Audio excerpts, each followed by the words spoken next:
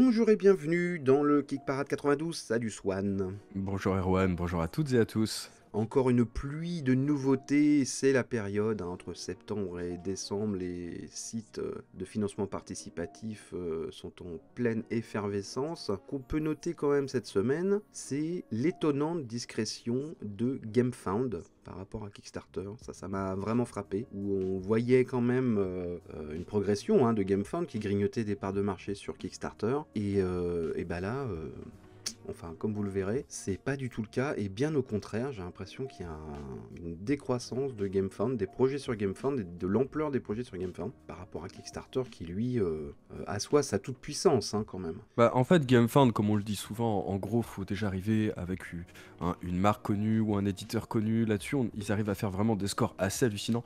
Pour des petits projets, des projets un peu plus modestes, je trouve que c'est pas encore ça n'a pas encore égalé Kickstarter en fait, en termes de propositions. C'est pas aussi connu Kickstarter. Et tu fais bien de parler des gros projets, parce que ça, c'est une autre tendance de la semaine, c'est qu'il y a beaucoup de licences. Ouais. On va vous dire ça en détail. Allez, on commence par le classement de la semaine. 10e position, c'est une entrée, c'est pas une nouveauté, mais c'est une entrée. C'est CERES, on vous en a parlé dans les nouveautés la semaine dernière. Donc, jeu de placement d'ouvriers spatial, dans lequel vous allez exploiter la lune Cérès, qui était une lune de Mars. Donc placement d'ouvriers, ressources, avec quelques petits twists sur la mécanique de placement d'ouvriers. On poussait le bouchon un petit peu plus loin, puisque vous avez vos ouvriers classiques que vous allez placer pour faire des actions ou récolter des ressources. Mais vous avez tout un pool d'ouvriers spécialisés, qui ont différentes couleurs, qui sont communs à tous les joueurs. Et ça, c'est plutôt intéressant. Et vous allez construire des actions spécifiquement pour eux. Donc vous allez avoir vos actions de base avec vos ouvriers de base, et vous allez construire un pool d'actions avec des cartes sur lesquelles vous allez pouvoir mettre ces ouvriers spécialisés qui sont en commun à tous les joueurs. Donc on imagine toute la petite mécanique de course, tu vois, d'interaction entre les joueurs, qui est intéressante. Ça rappelle un petit peu, il y avait un plateau comme ça de On Mars, sur les projets, je crois. Je ne me rappelle plus exactement du terme, mais c'est pareil. Il y avait des cartes et vous aviez on va dire des ouvriers spécialisés, des scientifiques, des choses comme ça. Vous pouviez placer que sur certaines cartes, enfin les cartes qui leur correspondaient. Donc c'est un petit peu le même trip. Et voilà, donc ça rend le jeu, je trouve, intéressant. Ça le décale un petit peu du jeu, on va dire, de placement d'ouvriers, d'exploitation de ressources spatiales un peu classiques. Et je trouve que le jeu est assez joli, est bien dans la thématique. Et donc je ne suis pas vraiment surpris qu'il rentre dans le top 10 cette semaine. Moi, je suis même surpris qu'il y soit pas rentré un peu avant. C'est clair que ce qui est assez innovant, par exemple par rapport à ce plateau d'ouvriers, là où d'habitude on est quand même sur des mécaniques de jeu quand même plutôt statiques, là on a quand même en fonction des tours, en fait tout va se renouveler. Il y a des actions qui vont disparaître, d'autres actions qui vont apparaître. Ouais. Il y a évidemment ce plateau rotatif qui va effectivement avoir une incidence sur la manière dont vous allez prévoir votre stratégie tour par tour. Donc je pense que l'anticipation elle est encore plus forte. Et ce qui est assez drôle, c'est que finalement on sent dans ce jeu là en fait des inspirations de plein d'autres jeux. Tu citais On Mars, mais on trouve même certaines mécaniques qui me font penser un petit peu à Terraforming Mars, etc. Donc on sent une espèce de petit ils ont pris un petit peu ce qui fonctionnait partout, ils ont réussi à mettre ça dans un jeu. Je trouve que ça a l'air de plutôt bien fonctionner, ça a l'air d'être plutôt fluide, et c'est pour ça que moi je suis surpris que ce jeu là n'ait pas eu encore plus d'engouement que ça, parce qu'on est quand même plutôt sur la fin sur ce projet là. Il reste 2 semaines alors on vous parle, mais bon, c'est vrai qu'on s'attendait à quelque chose un départ beaucoup plus impressionnant. J'ai pas dit les chiffres d'ailleurs, je vais dire 144 000 euros, 2350 contributeurs, pas de VF, mais maintenant qu'il est dans le top 10, peut-être que ça va bouger sur les langues. 9e place, c'est une nouveauté pour le coup, c'est Maple Valley, 159 000 euros, 2785 contributeurs, campagne assez longue de 20 jours, c'est l'éditeur KTBG qui fait ça, et ça rappelle énormément un jeu que tu as reçu. Tout à fait, auquel j'ai bien joué.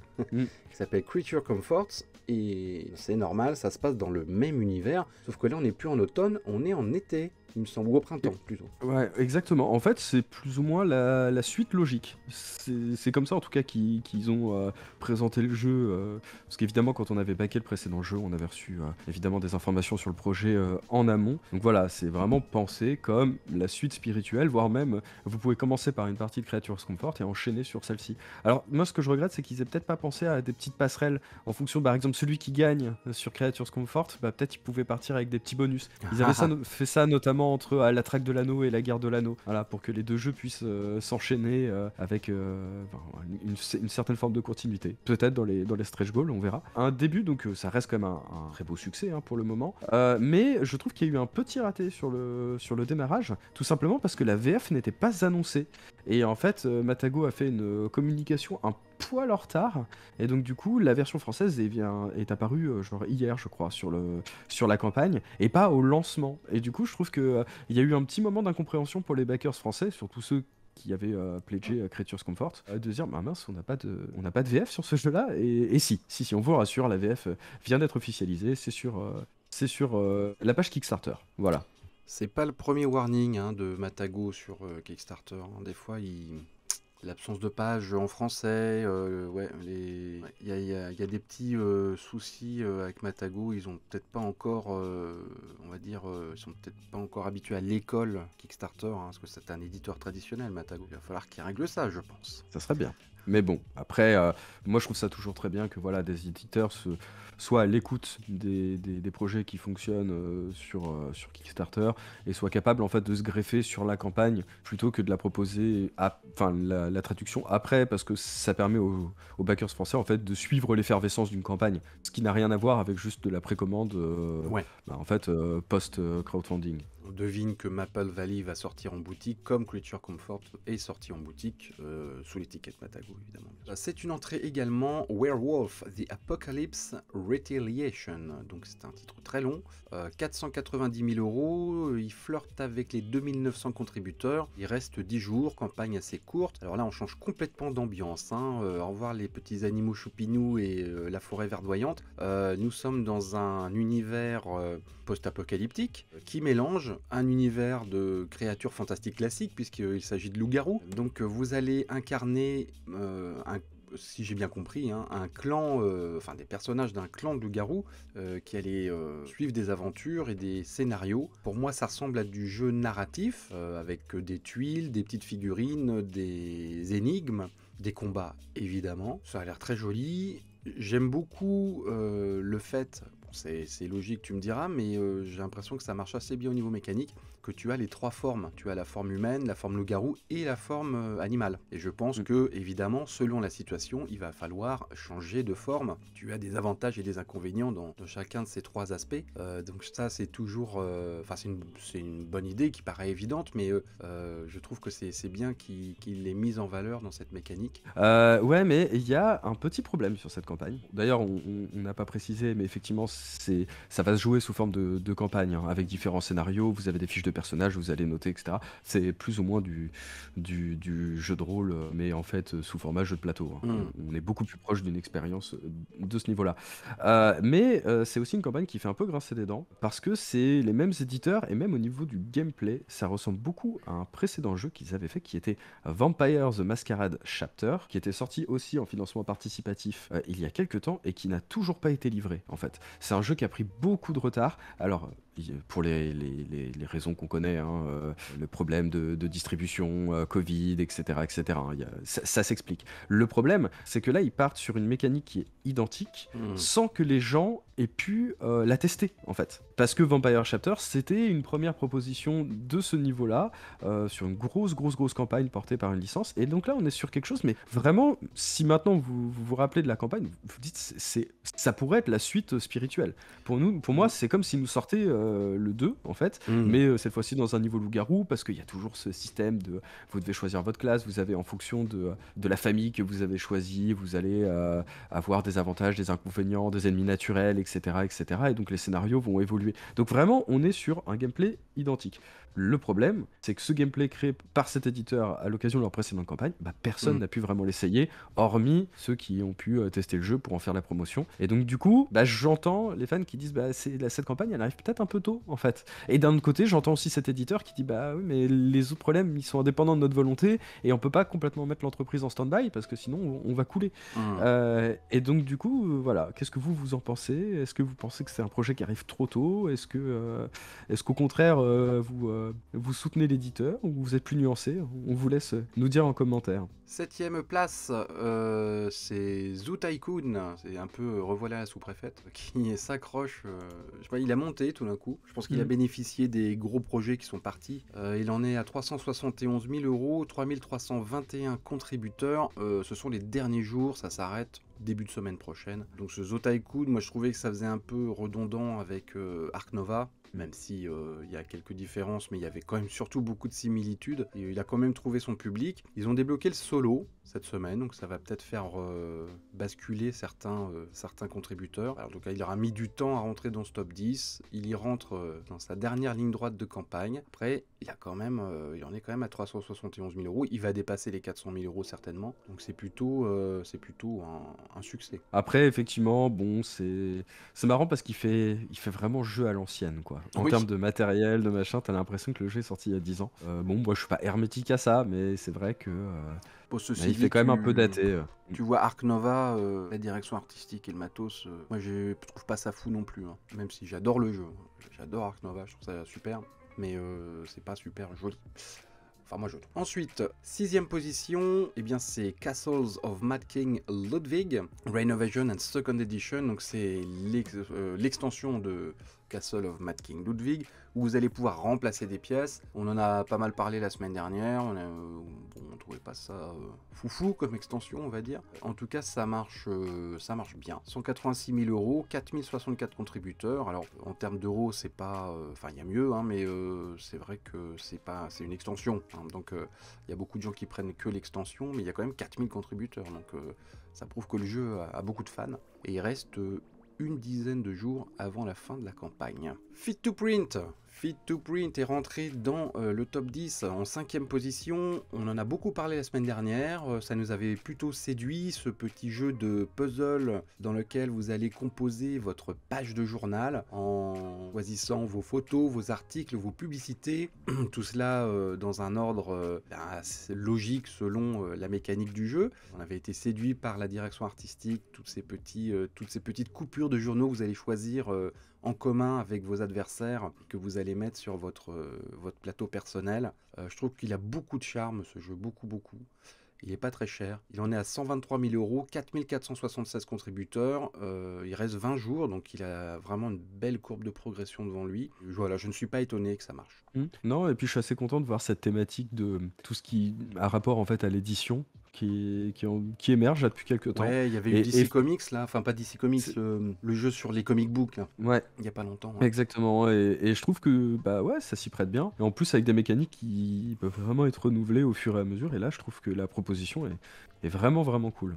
On passe à la 4e position. Alors, c'est un vieux routard du top 10 maintenant. Hein. C'est Ocean's Legends of the Deep. Donc, lui, il en est à 271 000 euros, 5588 contributeurs et il reste 10 jours. Donc, il sera là la semaine prochaine. Je te propose qu'on passe. On a beaucoup parlé déjà, à moins que tu aies quelque chose de nouveau à dire dessus. Bah non, parce qu'en plus, on va dire que tout ce qui se débloque niveau stretch goal, bon bah c'est du contenu en plus. C'est ça. Il n'y a pas pour le moment grosse nouveauté dans les propositions. Disons qu'ils développent leurs éléments, leurs composants de luxe. Exactement, tout à fait. Eh bien, je te propose de passer aux nouveautés de la semaine. Notre sélection, c'est de moins en moins, c'est l'impression que c'est des trucs un peu... on n'en a pas pris beaucoup, mais en fait, il y a tellement de jeux qui sortent que même une grosse sélection, ça reste une sélection, mais il y a quand même beaucoup de jeux. Je vais commencer sur Kickstarter avec The Curse of Candelabria, qui est sorti mercredi soir. Gros jeu de prise de territoire dans un monde fantastique. Alors, bon, je trouve à la direction artistique très rococo. Après, bon, ça plaît ou pas. Moi, je trouve ça un peu too much, mais bon. Mais en tout cas, l'univers est très original. Vous êtes dans un univers où l'énergie est basée sur les bougies. Ça ne s'invente pas. Enfin, si, plutôt ça s'invente. Et donc, vous avez des espèces de villes qui roulent, quoi, grâce à l'énergie des bougies. Il y a des bougies géantes sur ces villes. Ça rappelle un peu, comment ça s'appelait, là, ce livre qui a été adapté par la boîte de Peter Jackson, là. Oui, avec les cités qui roulent, là, Ouais, ouais, ouais. oui. Qui était hyper C'était nul. mauvais. Ah, c'était mauvais. Bref, enfin c'était bien foutu, mais c'était très mauvais. Voilà, donc c'est un peu l'idée, et donc vous allez, bon voilà, vous avez un territoire, vous essayez de prendre des ressources, de gagner du terrain. Il y a une mécanique assez originale, vous avez des meeples qui sont des bougies que vous allez petit à petit user pour débloquer des pouvoirs. Donc vous avez votre bougie qui diminue, donc je trouve que c'est une belle manière de faire rentrer la thématique dans la mécanique. Donc voilà, moi je suis pas très fan du visuel, je trouve que c'est too much. Mais en tout cas, ça a l'air d'être assez réfléchi et assez bien foutu. En tout cas, il marche pas. Non. 375 contributeurs, ouais, 32 000 euros, il reste 12 jours. Moi, à mon avis, ça sent l'annulation. Donc voilà. Ça se sent, effectivement, Ouais, malheureusement. ouais. On va passer à un autre Kickstarter. Allez, je vais te laisser enchaîner avec Oui, le je vais Kickstarter que rester. tu veux. Allez, oui, je vais faire, je vais vous parler de A Wayfarer's Tale. Donc c'est un jeu print and play, donc forcément pas très cher, qui est déjà à 11 000 euros et à 1265 contributeurs. Il reste encore 12 jours. C'était une campagne relativement courte. Donc c'est du placement de dés couplé avec voilà, des petites cases à cocher, à augmenter. C'est une sorte de roll and write, mais avec un petit côté exploration. Je trouve que l'univers est assez cool. Le visuel n'est pas moche du tout non plus. Alors il est clivant, clairement, mais je trouve que la proposition est pas mauvaise. Et puis voilà, il y a ce côté, on se déplace sur un plateau, etc. Donc ça fait quand même beaucoup d'éléments à imprimer. Je trouve ça un petit peu dommage que dans les propositions, il n'y a pas une version imprimée. Ça aurait été cool pour peut-être une somme un petit peu plus élevée, mais voilà. Parce que si vous n'avez pas de bon imprimeur à côté de chez C'est vous, ça. c'est malheureusement, voilà, c'est le genre de projet où, surtout avec autant d'éléments visuels, voilà, vous avez intérêt à faire ça soit par des professionnels, soit avoir une excellente imprimante. Mais en tout cas, la proposition est assez intéressante. Je vais pas trop en dire plus parce que, au vu du nombre de contributeurs et du nombre de jours qui restent, il est fort probable qu'on le retrouve dans le top 10 la semaine prochaine. Il y a des chances. Et j'enchaîne sur un autre Kickstarter, c'est Copan Dying City, qui est un jeu français. Donc là, on va se retrouver dans une cité maya qui va tenter de briller avant son extinction. Et donc vous allez incarner un noble de la ville. Donc c'est du placement d'ouvriers, vous allez prendre de la ressource, vous allez pouvoir faire du sacrifice, vous allez pouvoir faire plein de trucs. Ce que je trouvais très intéressant dans le concept, c'est que en général, ce genre de jeu de développement de ville ou de civilisation, vous allez toujours vers le haut. Il y a une espèce d'accélération du progrès, du prestige. Et là, non. C'est ça qui est intéressant, c'est que vous savez que votre civilisation est foutue, que la ville va mourir, et donc il va falloir tirer votre épingle du jeu avant le grand cataclysme finalement. Et il y a un petit côté aussi de génération en génération. Vous allez perdurer de génération en génération au cours du jeu. Donc je trouve que c'est cette idée un petit peu sombre finalement est intéressante dans ce genre de jeu qui au contraire favorise plutôt l'éternel progrès de votre clan ou de votre civilisation. Je trouve que c'est un contre-pied là qui est mis en avant, qui est plutôt original et assez courageux finalement, parce que tu es en train de dire oui, on va te proposer de jouer un jeu où tu sais que ça va finir mal. Tu as l'impression de jouer l'orchestre du Titanic quoi, en fait. Ouais. Ou Apocalypto, hein. Je trouve qu'on est vraiment Oui, dans l'ambiance c'est ça. du film de Mel Gibson. Pareil en termes de civilisation, puis effectivement en termes de thématique, quoi, à la fin d'une civilisation, c'est assez bien vu. Ouais. Non, je trouve que c'est plutôt intéressant. Et visuel assez original. Alors c'est pareil, qui peut être un peu clivant. En tout cas, moi je trouve ça assez intéressant. Je te laisse enchaîner sur Kickstarter encore. Il me semble que Allez, t'en as encore un. j'en ai encore un. Ouais, on vous a dit, hein, c'est une grosse semaine en termes de Ouais, nouveautés. ouais. Du coup, moi je vais vous parler de Hellas Trolls. Donc c'est un jeu de cartes, d'affrontement de cartes, un contre un. En termes de mécanique, c'est une espèce de mélange entre Magic et Pokémon. Voilà, donc Mhm. avec un système de booster. Vous pouvez dépenser 1000 $ pour acheter le jeu avec. Moi, je pense que c'est prévu pour les boutiques, hein, avec Oui. énormément de boosters, de boîtes, de machin, de compléter. Ce genre de projet, on les voit un peu émerger suite vous savez, aux spéculations qui avaient été faites autour des cartes Pokémon. Ouais. Ils ont vraiment relancé ce genre Ah, de il y en a pas cartes avec mal, hein. des Ouais. trucs à ouvrir, etc. Euh, Moi, j'aime Moi, bien je les trouve que Pokémon. j'aime bien bah, je suis un grand fan. Mais là, ce qui me dérange un petit peu, c'est que voilà, aujourd'hui, bah voilà, on en parle régulièrement, on parle d'écologie, etc., etc. Bon, acheter 60 boosters avec des petits trucs en En plastoc qu'on va plastoc, foutre à la ouais, ouais, ouais. poubelle, plus la moitié des cartes qu'on n'utilisera jamais parce qu'on les a en double. Je trouve que Ouais, voilà, c'est un il y a un modèle de côté création gaspillage. Ouais. qui, ouais, c'est ça, qui mériterait de se réinventer. Et là, je trouve qu'il y a quand même un gros bond en arrière. Donc, je trouve que c'est une campagne qui est pas très très intéressante. On sent qu'elle peine un petit peu à décoller aussi, hein. Bon, il y a quand même 1297 contributeurs désormais. Il reste 16 jours. Donc, je pense que, bon, c'est pas non plus désastreux. Mais voilà, on a vu des campagnes comme ça fonctionner de manière bien plus détonnante. Il n'y aura jamais de VF pour ça. Il y en a Non. beaucoup des jeux comme ça, mine de rien. Bah, j'enchaîne avec un autre jeu de cartes, moi. Tiens, toujours sur Kickstarter, ça tombe bien. Bonne transition. Brazen Crown. Alors lui qui marche pas trop, hein, 139 contributeurs, mais je comprends parce qu'on parlait de direction artistique clivante tout à l'heure. Alors là, c'est plus que ça. Là, c'est carrément c'est de la direction artistique de punk. C'est un jeu d'affrontement, un contre un, assez classique. Enfin, vous pouvez être jusqu'à 4 joueurs, hein, mais je veux dire, voilà, c'est du jeu, du pur jeu de bataille dans un univers médiéval. Mais la direction artistique du jeu est vraiment très très très original. Et moi j'aime beaucoup. Je fais partie du camp qui aime beaucoup. Il y a un côté naïf, il y a un côté très dark et voire même inquiétant, ce qui est pas souvent le cas, je Mhm. trouve, dans les illustrations de jeux de plateau. Il y a des illustrations de jeux de plateau horrifiques, hein, on va dire, ça il y en a beaucoup, mais vraiment inquiétantes, voire malaisantes, ben il y en a pas tant que ça, c'est assez difficile à faire. Et ce jeu, je trouve, y arrive. Ouais, je Donc le voilà. trouve très cool aussi. La direction artistique, moi, je la trouve assez remarquable. Ouais, ouais, ouais. Et voilà, après, en termes de mécanique, ça, je n'ai pas d'avis, mais voilà, je voulais vous attirer votre attention sur ce petit jeu.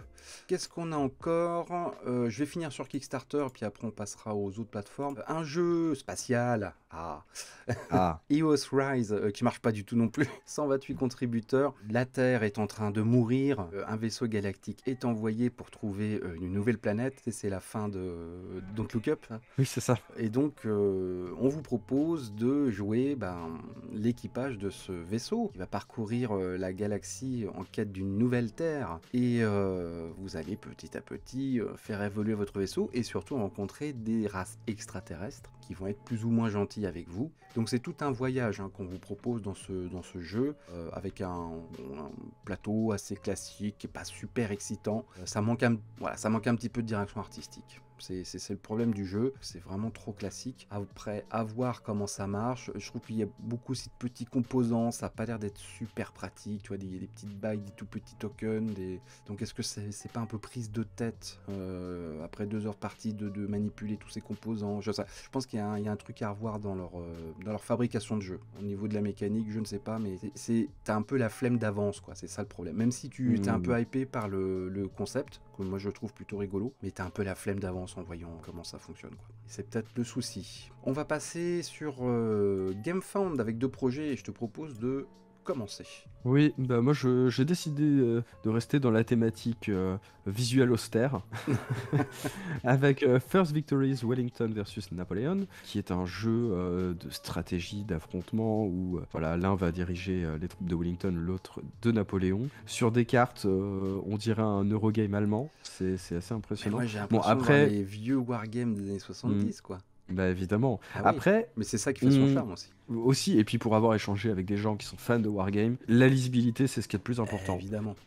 Et c'est pas pour rien d'ailleurs que les cartes utilisées dans les différents corps d'armée sont très, enfin ressemblent énormément à ça en fait, avec des petits pions, etc. L'objectif c'est d'avoir une vision compréhensible et rapide. Alors effectivement, quand on n'est pas dans la partie, qu'on connaît pas très, très bien l'univers, ça peut faire bizarre. Mais c'est la lisibilité avant tout. Par contre, tout ce qui va être cartes, etc., ça a l'air d'un compliqué. J'ai essayé, hein, j'ai rien compris. Mais après, voilà, moi je trouve ça très cool de voir que le wargame a encore de beaux jours devant lui. Peut-être qu'on... Du hardcore wargame. C'est ça. Alors peut-être qu'on le verra édité par Nuts Publishing, hein. C'était son son fer de lance à la base, hein, ce genre de wargame. Ouais, ouais, ouais. Puis là, en plus, Mais, avec Napoléon, pourquoi se priver? eh, C'est oh, dommage. quand même. Ouais, c'est fierté nationale quand même de le faire. Bah, j'ai une certaine tendresse pour ce genre de jeu qui effectivement se fout complètement, on va dire, de l'enrobage artistique pour aller droit au but, hein. Le wargamer n'a pas de temps à perdre. Il faut que ça soit clair. Pour qu'il se concentre totalement sur sa stratégie, il faut avoir qu'il ait les informations. En fait, c'est voilà, hein, c'est militaire un wargame, hein, ça vient de là de toute façon, hein. Ce sont les militaires qui ont inventé le wargame. Donc voilà, c'est dans la grande tradition militaire. Il faut que ça soit clair, net et précis. On reste sur GameFound avec une adaptation de jeux vidéo, hein. Il y en a pas mal cette semaine, hein. Après, bah, on va le dire plus tard. Voilà. Suspense, mais il y en a plusieurs. Bestiary of Sigelum Collector's Edition, n'en jetez plus. Et alors là, c'est un bid, c'est un gros bid. Ouais. 195 de contributeurs, 8659 dollars, 19 jours encore, mais donc c'est du pur jeu d'affrontement. Bah, c'est du jeu d'échecs, voilà, enrobé dans de l'Heroic Fantasy, du Tower Defense parce qu'il faut prendre les tours du camp adverse. En fait, ça s'inspire d'un style de jeu qui s'appelle le MOBA, qui a été extrêmement démocratisé par League of Legends, notamment. Et voilà, donc du coup, il y a un côté affrontement, mais aussi le chemin que vous allez emprunter pour aller prendre le camp ennemi, marquer des points, etc., etc. Et puis, vous allez augmenter la force de votre personnage au fur et à mesure. Donc, on est vraiment sur des mécaniques qui sont très proches de ce système de jeu, qui, effectivement, comme tu le dis, est pas très très loin des échecs, mais qui demande un poil plus de réactivité et sur lequel il faut adapter sa stratégie très très rapidement. Mais je suis un peu d'accord avec toi. Bah déjà, ça se base sur un jeu vidéo dont je n'avais jamais entendu parler. Ah Vraiment. ouais. Et là, effectivement, bah oui, je te rejoins, quoi. Je pense que là, c'est vraiment vraiment mal barré. Donc vous avez des personnages fantastiques, hein. Vous incarnez des monstres, 3 monstres dans chaque équipe. Vous pouvez vous-même former vos équipes, hein. Donc il y a beaucoup de possibilités, c'est ce qu'ils disent, ou vous avez des équipes préconstruites. Mais bon, en tout cas, je pense que le jeu ne verra pas le jour, en tout cas pas pour le moment. On s'en va sur allez, les 2 dernières plateformes de la semaine. Je te propose d'aller sur Game on Tabletop parce que tu avais repéré quelque chose sur cette plateforme, hein.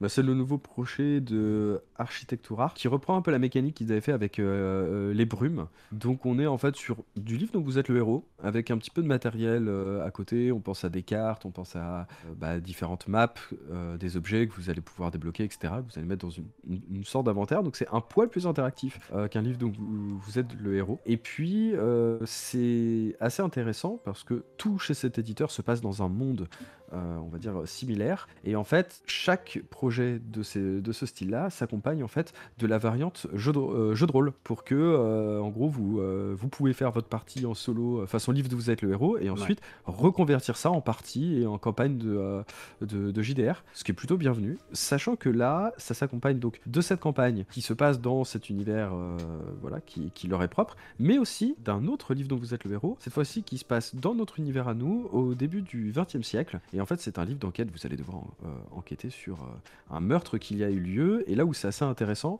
c'est que vous allez avoir vraiment une notion de temps. Vous avez 10 personnages à interroger. Et en fonction de l'heure de la journée où vous allez leur parler, ils vous diront pas forcément les mêmes choses. Et donc, du coup, il y a vraiment une notion d'optimisation de votre temps et d'apprendre au fur et à mesure des parties, mais en fait, qui a fait quoi, qui était où, à quel moment, et à quel moment c'est le plus pertinent d'aller les interroger. Donc voilà, c'est 2 projets qui sont plutôt intéressants. Puis voilà, c'est français. La campagne est en français. Moi, j'avais fait les Brumes, leur précédente campagne qui était très sympa, qui manquait peut-être un poil de rejouabilité, mais c'est vrai qu'à partir du moment où on peut les convertir en jeu de rôle, bah en fait, la rejouabilité est infinie. Eh oui, tout à fait. Et pour finir les nouveautés de la semaine, moi je vous emmène sur Ulule. Avec un petit jeu, c'est un premier projet, c'est des petits jeunes, qui s'appelle Call Out. C'est un jeu de cartes, d'affrontement, dans le monde ou de là, je sais pas, bon, c'est un mot anglais, donc on choisit, de la breakdance. Donc c'est très original, vous allez vous affronter à coups de super move. Et ça a été fait par des fans de breakdance, c'est ça qui est intéressant. Et ils ont testé leur jeu dans la communauté française de breakdance. Les danseurs qui sont sur les cartes sont souvent inspirés de vrais danseurs de breakdance. Et ils y rajoutent un petit côté, on va dire manga. C'est pas juste des illustrations de danseurs, c'est un peu des danseurs avec des looks un peu assez manga, voire guerrier parfois. Et je trouve que la direction artistique est très réussie, ça a de la gueule. Je trouve le concept très original. Et voilà, c'est un premier projet, c'est français, donc je suis assez séduit par cette aventure. D'ailleurs, je suis pas le seul, parce que le jeu est déjà financé, il en est à 6 156 €, 103 contributeurs. On n'est évidemment pas dans les mêmes proportions que dans Kickstarter, bien sûr, mais ça a suffi au jeu de se financer. Et je trouve que voilà, en tout cas, c'est un beau projet, il faut regarder de près. Voilà, on a fait le tour de notre sélection de nouveautés pour la semaine. Et puis, on revient aux 3 premiers du classement avec la grosse artillerie de la semaine. C'est ça, c'est les 3 winners. Troisième position, c'est The Last of Us. Alors que tu avais prédit qu'il serait premier, mais non, tu es les troisième. Il a quand même gagné 4 places par rapport à la semaine dernière, donc ça a bien augmenté. Donc l'adaptation du jeu vidéo c'est quoi? C'est Sony qui avait... c'est PlayStation, c'est ça? Oui, C'est une exclusivité PlayStation, dont l'adaptation en série arrive au mois de janvier sur HBO. Alors, je sais pas j'ai ouï dire que HBO Plus arrivait en France, mais ça traîne, je ne sais pas. Donc, voilà, ou via Orange, mais je suis pas sûr. Je crois qu'ils ont perdu le contrat avec HBO. Enfin, bon, bref, ce n'est pas le propos de cette émission. En tout cas, il y a une série qui arrive au mois de janvier. Et donc voilà, donc le jeu de plateau marche très bien, 630 000 €, 6175 contributeurs. Il reste une dizaine de jours. On l'avait signifié et tu l'avais salué que on n'était pas dans une espèce de calque du jeu vidéo en termes de mécanique, en termes aussi d'artistique, que l'éditeur était resté droit dans ses pompes. C'est l'éditeur qui avait fait Escape the Dark Sector et Escape the Dark Tower, qui sont sortis en boutique en France d'ailleurs. Ils ont une espèce de patte artistique de noir et blanc, un peu vintage, et ils l'ont calqué sur The Last of Us, qui est pas évident parce que je ne sais pas comment ils se sont débrouillés avec les ayants droit. Parce qu'en général, quand tu as des grosses licences comme ça, et notamment avec les Japonais... Alors, c'est pas les Japonais, c'est des Américains en fait. Ah, C'est voilà. édité par Sony, mais la D'accord. boîte c'est Naughty Dog, qui est une boîte américaine, et dont d'ailleurs C'est peut-être un vous peu avez plus une coulant. C'est ça, une petite interview du coprésident de Naughty Dog au début, qui dit qu'en fait il a beaucoup aimé jouer à Escape the Dark Castle et Escape the Dark D'accord. Sector, et que du coup Il y avait une confiance. ouais, il y avait une confiance dans le projet. Bah moi c'est une campagne qui me faisait beaucoup de l'œil, hein. Je vous en ai parlé la semaine dernière. Bah, j'aime beaucoup les jeux précédents, je trouve que là ça colle vraiment bien à l'univers, tout en lui apportant son petit lot de nouveautés. Bon, pas de VF, ce qui me pousse à attendre, et ce qui me pousse aussi à attendre, c'est que je trouve que la campagne n'est pas très dynamique non plus, quoi. Non, Tu non. dis il reste 14 jours, il n'y a pas de stretch goal. Là ils nous dévoilent des figurines pour l'édition collector, ils nous en dévoilent une par jour. On sait pas, enfin même pas une par jour, hein, c'est une tous les 3-4 jours. C'est pas super intéressant, on va pas se mentir. Je trouve que ça rame un peu, et c'est de la précommande. C'est clairement ça. de la précommande. Ce qui est étonnant, parce Donc, que pour leurs 2 campagnes précédentes, pour Dark Sector et Dark Tower, il y avait beaucoup justement de petits add-ons avec... ouais, mais là je pense que pour le coup, bah, tu parlais tout à l'heure des ayants droit, etc. Et je pense qu'en fait, c'est Oui. là la difficulté. C'est-à-dire Ouais. que. Mais là, pour moi, on arrive à la question qui fâche, mais est-ce qu'un tel projet méritait un financement participatif? Moi, je suis pas convaincu. Non. Je pense qu'une Ça aurait pu sortie sortir boutique boutique, aurait été amplement suffisante. Ouais. Je suis d'accord. Deuxième place, eh bien, c'est l'extraordinaire parcours de Unconscious Mind, qui a gagné également 4 places cette semaine. C'est un vrai carton. Qui aurait pu penser qu'un jeu sur la psychanalyse autour de Freud et ses amis rapporterait pour l'instant 710 000 € et attirerait 8369 contributeurs? Il s'arrête ce week-end, ce sont les derniers jours, mais quel succès, quoi, hein. Et alors, ça tombe bien puisque j'ai reçu Endless Winter avant-hier. J'en ai fait d'ailleurs, je vous ai fait une vidéo unboxing si vous ne l'avez pas vue, parce que j'ai pris toutes les extensions, donc vous pouvez voir tout ce qui va sortir dans l'année, parce que le jeu va sortir en boutique et je pense qu'ils vont sortir les extensions petit à petit. Donc si vous voulez voir la totale, je vous invite à voir la vidéo parce que c'est le même éditeur que Unconscious Mind. Et j'ai fait une partie d'Endless Winter hier et c'était super jeu.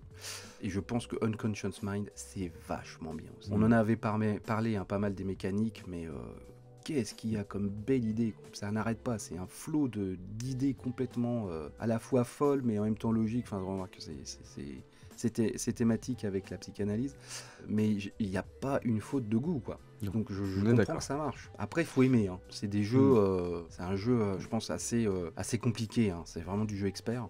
Mais bon, mais ça fait plaisir de voir des jeux qui abordent des thématiques aussi casse-gueule que ça. Voilà, tu peux rarement faire plus casse-gueule que la psychanalyse, quoi. Avec quand même des mécaniques assez complexes et qu'il se retrouve deuxième du classement en même pas une semaine. Je trouve que c'est assez rassurant sur la qualité des utilisateurs de notre passion. Voilà. Et puis, bah, c'est un pari risqué hein, pour eux de partir sur une campagne courte. Finalement, bah, ils ont bien fait. Parce que je trouve que ça Ouais. fait, ça rend le truc extrêmement dynamique. D'ailleurs, on a entendu vos retours. Nos excuses la semaine dernière, on pensait que toutes les illustrations étaient de Vincent Dutré. Ce n'est pas le cas, effectivement, comme vous l'avez souligné. Tout ce qui concerne les cartes de rêve, etc., sont le travail de Un Andrew autre. Bosley. Hmm. Et donc, du coup, nos excuses à lui. Et merci pour votre vigilance. Ça montre que vous êtes attentif. De toute façon, c'était un test. Hein. C'était pour voir si vous suiviez bien. Et alors, oui, on nous indique aussi qu'il y avait une VF, on en a mis la VO. Alors, très sincèrement, ce que je vois là, c'est la première question des facts. Je suis pas sûr, quand on a monté l'émission la semaine dernière, s'il y avait déjà cette information. Ou alors, je deviens Alzheimer, mais c'est tellement évident, là, enfin, tu vois, c'est tellement marqué qu'il y a la VF que je l'aurais vu. Mais bon, en tout cas, maintenant, il y a une VF. En tout cas, c'est ça l'important. Non, très, très beau projet. Il y en a de temps en temps, hein, comme ça, il y avait Darwin's Journey, enfin, tu vois, des superbes jeux de plateau sur des thématiques un peu bizarroïdes. Ça fait plaisir. Premier de Kick Parade cette semaine, directement premier, hein, parce que c'est une nouveauté, c'est Heroes of Might and Magic 3, The Board Game. Et ben encore une fois, une adaptation de jeu vidéo. Et alors moi je ne connais pas le jeu vidéo, parce que j'ai lâché l'affaire des jeux vidéo il y a quand même quelques années, donc je suis un peu à la ramasse, même beaucoup, et je comprends pas. Je ne comprends pas. 1 646 000 euros, 11 563 contributeurs, il reste 10 jours. Alors, certainement que c'est un jeu vidéo qui a beaucoup de succès. Moi, je regarde... je suis un joueur de jeux de plateau, je regarde la page, et ben non, merci. Je trouve pas ça beau, je trouve que enfin voilà, que j'ai l'impression d'avoir vu ça 100 000 fois. Est-ce que j'ai loupé quelque chose, hein, peut-être, c'est possible. Il y a un truc que j'ai pas compris, ou c'est que le jeu vidéo a une telle aura que finalement les gens mettent de l'argent dedans. Je sais pas, Bah, t'as peut-être une meilleure explication, je sais pas. Bah, pas tant que ça, parce que sachant qu'en plus on parle d'un jeu qui date de 1999, donc il y en a peut-être certains parmi vous qui nous écoutent qui étaient même pas nés au moment de la sortie du jeu. Donc du coup, ouais, c'est... Ouais, c'est... Bon, après, moi je trouve que le jeu il est pas inintéressant, hein, mais effectivement je te rejoins. Il a l'air bien, il a l'air fonctionnel, il a l'air d'être efficace, mais peut-être pas à ce point-là en fait. Enfin, c'est Bah vrai c'est que c'est ça, assez hein. surprenant. Alors après, moi j'aime bien hein, le design un peu old school, façon vieux Diablo. Bah en fait, ça fait très fin des années 90 hein, Ouais, au ouais, ouais, niveau, et ils ont complètement. vraiment respecté l'univers du C'est jeu vrai. là-dessus, il y a pas de souci, et je trouve qu'il y a une certaine fidélité dans cet aspect-là. Après, ouais, je trouve que ça a l'air fonctionnel vraiment. Mais effectivement, c'est quelque chose que j'ai un peu du mal quand même à expliquer en termes de gros succès. Après, il y a plein d'extensions. Le jeu, il a l'air vraiment de tourner extrêmement bien. Mm. La manière de gagner sont vraiment, vraiment bien. Et là, pour le coup, je trouve que c'est assez intéressant d'adapter parce qu'on est sur des mécaniques qui sont quasi similaires au jeu. Mais voilà, on parle d'un jeu qui a 20 ans et je trouve que on peut se permettre voilà, de sortir une version jeu de plateau voilà, pour le remettre un peu au goût du jour. Mais ouais, c'est assez, ouais, c'est assez impressionnant, quoi. C'est Arcon Studio qui fait ça. Alors, eux, ils font beaucoup de décors, il me semble, hein, parce qu'ils font la gamme Dungeon and Laser, qui sont des décors. Je sais plus si c'est en bois ou en carton. J'avais vu, ils avaient un énorme stand à Essen. C'est chouette d'ailleurs, hein, ce qu'ils font. Et ils avaient fait déjà une adaptation de jeu vidéo, c'était Wolfenstein. Voilà, donc je ne sais pas quels sont les retours sur Wolfenstein. J'ai pas l'impression que le jeu ait marqué beaucoup plus que ça les esprits. Mais bon, bah écoutez, dites-nous si vous êtes hypé par ce projet, pourquoi, qu'est-ce qui vous attire, est-ce que vous connaissiez le jeu vidéo avant, hein, parce que c'est vrai que c'est un jeu qui a qui est un petit peu vieux maintenant. Heroes of Might and Magic 3. Alors pourquoi 3? Parce que c'est le troisième, c'est ça? Et les deux autres C'est ça. Et puis surtout qu'aujourd'hui, on en est au cinquième, je crois. Je crois que le dernier à D'accord. être sorti, c'est le cinquième. Mais peut-être que le troisième est Euh, beaucoup plus culte que les autres. Je ne sais je pas, hein, pense que ça, je je pose pense la que ça vient question. de là. Ouais, c'est possible. Bah écoutez, dites-nous hein, si vous êtes des fans du jeu vidéo, dites-nous comment comment vous ressentez cette adaptation en jeu de plateau par Archon Studio. Nous avons fait le tour de ce qui nous intéressait et de ce qui marche. Je peux pas résumer mieux. Merci Swan. Merci Erwan, et puis moi je vous dis à la semaine prochaine. Bah oui, bah tout à fait, à la semaine prochaine. N'oubliez pas de mettre des pouces si ça vous a plu. N'oubliez pas de vous abonner au Troll Savant si vous n'êtes pas déjà abonné. C'est comme ça qu'on fait monter la chaîne. Et puis, bah, n'hésitez pas à commenter, parce qu'il y a beaucoup de nouveautés hein, depuis septembre. Donc, on vous invite vraiment à dire ce que vous pensez des campagnes, pas seulement pour faire des commentaires, hein, mais aussi pour aiguiller aussi tous les gens qui écoutent cette émission et qui n'ont pas forcément les mêmes infos, les mêmes vues que vous. Hein. D'ailleurs, si vous avez des infos complémentaires à ce qu'on dit, n'hésitez pas non plus. Un grand merci de nous avoir suivis et très bon week-end à toutes et à tous. Ciao. Ciao, ciao. I'd like this.